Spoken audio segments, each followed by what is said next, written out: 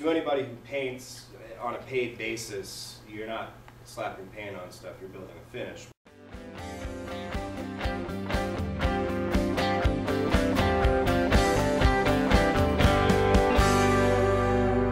So assuming that this was casing stock, whether it's window or door or whatever, square stock, back band added, inner bead band added, whatever, you've always typically got some square stock going on with the trim package.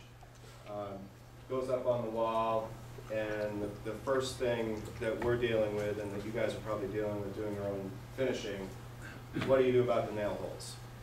Depth of the fastener is a big deal, and there's basically three flavors. Guys that take the nail gun, the cordless trim nailer, and shoot way too deep.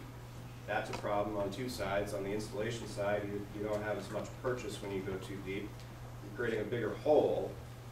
We'll talk about the downside of having a deeper hole when it comes to the filling. It's an issue on the cosmetic side.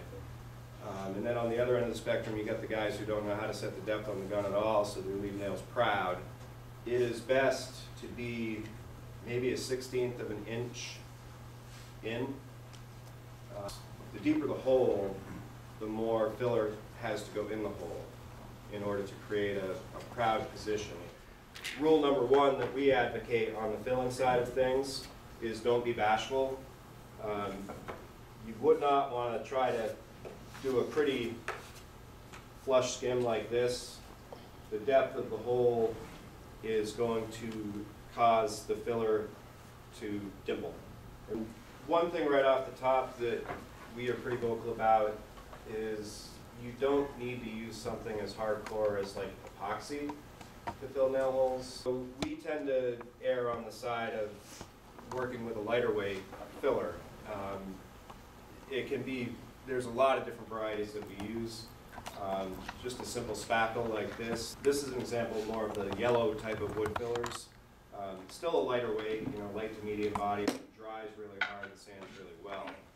So, you know, if you're looking for a solution on the actual filler side, we definitely would recommend that you stay on the lighter to medium side, stay out of the hardcore epoxies, and fill the hole, pack it in, skim, and just leave a tiny little square at the top so that when the hole, as it dries, the filler sucks into the hole, there would be so much proud that theoretically it shouldn't possibly be able to dimple as long as you packed it in correctly on the initial fill.